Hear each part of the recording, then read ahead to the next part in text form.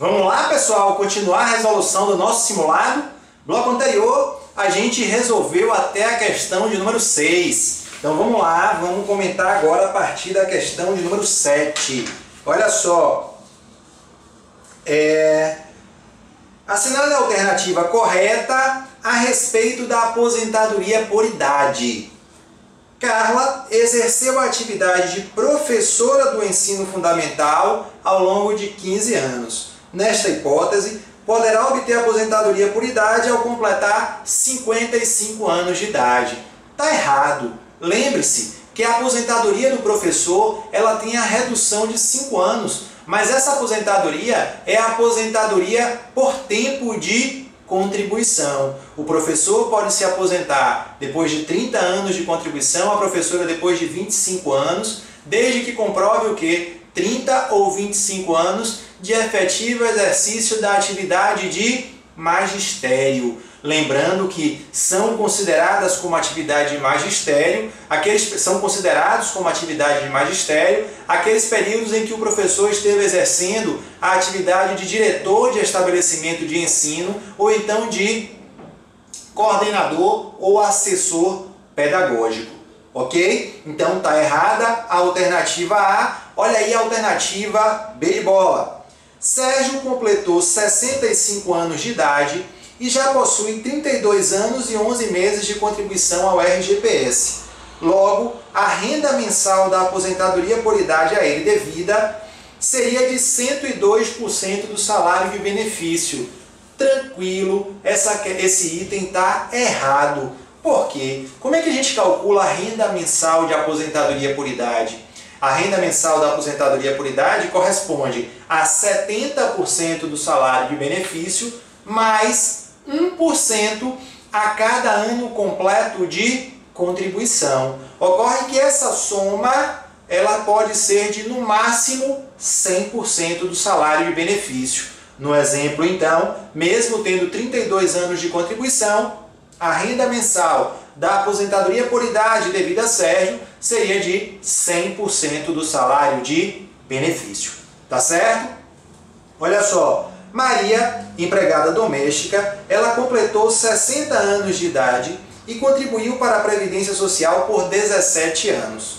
Nestas condições, para ter direito à aposentadoria por idade, Maria deve afastar-se de todas as suas atividades laborais. Também está errada essa alternativa, porque nós sabemos que aquela pessoa que se aposenta por idade, nada impede que ela continue trabalhando ou que ela posteriormente retorne ao trabalho. O aposentado que não pode retornar ao trabalho é o aposentado por invalidez e o aposentado, aquela pessoa que tem aposentadoria especial, ela não pode retornar ao trabalho em atividade onde haja exposição a agente nocivo prejudicial à saúde ou à integridade física. Os demais aposentados, o aposentado por tempo de contribuição, o aposentado por idade, podem trabalhar sem qualquer restrição. Tá certo? Vamos lá. Olha a alternativa D.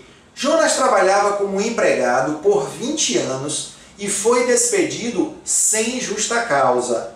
40 dias após a despedida, ele completou 65 anos de idade, então ele já tinha idade, ele já tinha cumprido o requisito carência, por quê? Porque ele já trabalhava há 20 anos como empregado e ele requereu a aposentadoria, veja, 40 dias após a sua despedida. E aí, a questão diz, nessa hipótese, o benefício será devido a partir da data do requerimento. E isso está errado. Para você responder essa alternativa, dê uma lida no inciso 1 do artigo 49 da Lei 8.213. Você verá que na aposentadoria por idade, o segurado tem um prazo de 90 dias a contar da data do desligamento do emprego para requerer a aposentadoria por idade. E se ele fizer o requerimento dentro desse prazo de 90 dias, a aposentadoria por idade será devida a ele a contar da data em que ele se desligou do emprego. Então essa alternativa está errada. Por quê? Porque tendo requerido a aposentadoria 40 dias após o desligamento do emprego, ela será devida a Jonas a partir da data em que ele se desligou do emprego. Tá certo? Dê uma lida, artigo 49, inciso 1, Lei 8.213, ele tira qualquer dúvida a respeito desse tema. E a letra E. Cássio trabalhou como empregado durante 20 anos. Ao completar 40 anos de idade, ele foi despedido sem justa causa e não conseguiu retornar ao mercado de trabalho, passando a sobreviver com as economias acumuladas e com a ajuda de familiares. Nesta hipótese, Cássio fará jus à aposentadoria por idade quando completar 65 anos de idade, mesmo já tendo perdido a qualidade de segurado. Isso é verdade. Lembre-se que a perda da qualidade de segurado não afeta o direito às aposentadorias por idade, aposentadoria por tempo de contribuição e aposentadoria especial. Desde que o segurado comprove o preenchimento dos requisitos necessários à obtenção destes benefícios, ele faz jus, mesmo que ele já tenha perdido a qualidade de segurado, o que é exatamente o exemplo aqui dessa alternativa. Por quê? Porque Cássio ficou sem trabalhar desde o momento em que ele completou 40 anos de idade até completar 65 anos, então ele já estava aí há 25 anos sem trabalhar, sem recolher contribuições. Obviamente, numa situação como essa, ele já teria perdido a qualidade de segurado, mas ainda assim, ele, provando que já cumpriu a carência, já tinha recolhido no mínimo 180 contribuições. E isso é verdade por quê? Porque ele já tinha lá 20 anos de trabalho como empregado, ele tem a idade, então ele faz jus ao benefício. Tá certo? Então, questão 7 ficou aí como correta, a alternativa E. Olha aí a questão de número 8. Sobre as aposentadorias por idade e por tempo de contribuição, devido aos segurados portadores de deficiência, assinale a alternativa correta. As aposentadorias por idade e por tempo de contribuição devidas aos segurados portadores de deficiência, elas estão previstas lá na Lei Complementar número 42.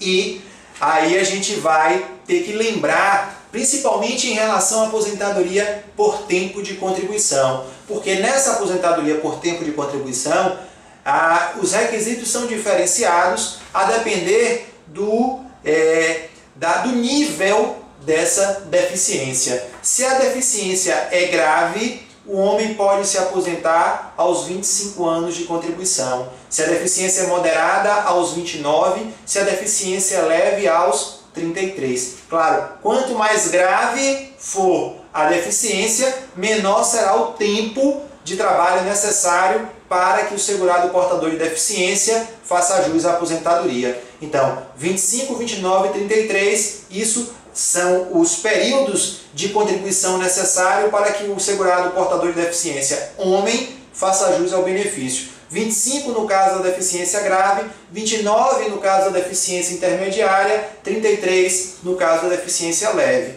Para saber o tempo exigido para as mulheres, é só diminuir 5 anos, tá, de cada um desses requisitos. Então, 25, 29 e 33, para as mulheres, 20, 24 e 28, tá certo? E aí então, vamos lá. A letra A está errada porque diz o quê? Que no caso da deficiência grave serão 29 e 24, está errado. No caso da deficiência grave, qual é o tempo de contribuição exigido? 25 anos do homem, 20 anos da mulher. No caso da deficiência média, qual é o tempo exigido? 29 anos do homem, 24 anos da mulher. Então a B também está errada. E a aposentadoria por idade? A aposentadoria por idade, ela independe do grau da deficiência. Qualquer que seja o grau da deficiência, a aposentadoria por idade é devida ao segurado portador de deficiência quando ele completa 60 anos de idade, no caso do homem, 55 no caso da mulher, desde que se demonstre o cumprimento da carência de 180 contribuições mensais, lembrando que essa carência ela deve ser cumprida na condição de pessoa portadora de deficiência. Tá certo? Vamos lá. É garantida a aplicação do fator previdenciário é garantida a aplicação do fator previdenciário no cálculo das aposentadorias por tempo de contribuição e por idade, devidas ao segurado com deficiência, se resultar em renda mensal de valor mais elevado, devendo o INSS, quando da concessão do benefício, proceder ao cálculo da renda mensal inicial com e sem a aplicação do fator previdenciário. Verdade. E observe que a gente tem aqui uma regra que é diferente das aposentadorias por tempo de contribuição e por idade concedidas aos segurados que não têm deficiência. Vamos lembrar como é que funciona isso?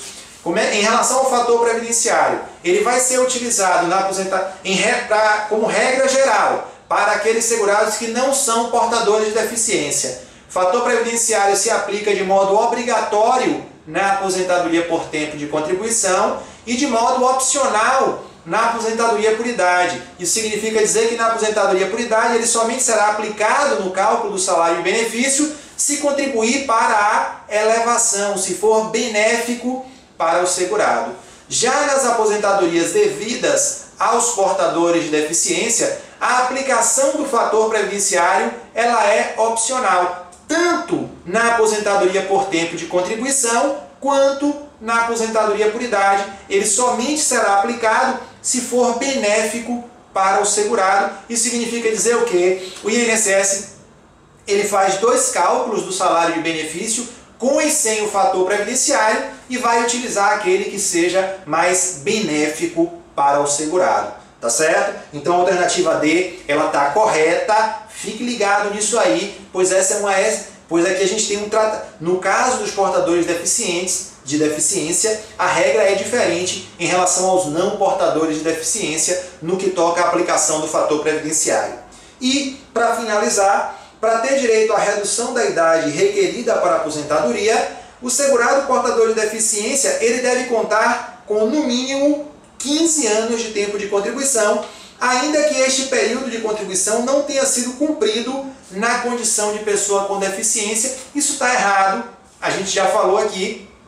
Para ter direito à redução de 5 anos nos limites para aposentadoria, ou seja, para se aposentar aos 60 anos no caso do homem, aos 55 anos no caso da mulher, o portador de deficiência ele precisará demonstrar que tem pelo menos 15 anos de contribuição na condição de pessoa portadora de deficiência. Tranquilo? Então fizemos aí as questões 7 e 8. O vídeo já está um pouquinho longo, eu vou parar por aqui. Daqui a pouquinho eu retorno e a gente continua a resolução das questões desse simulado 5.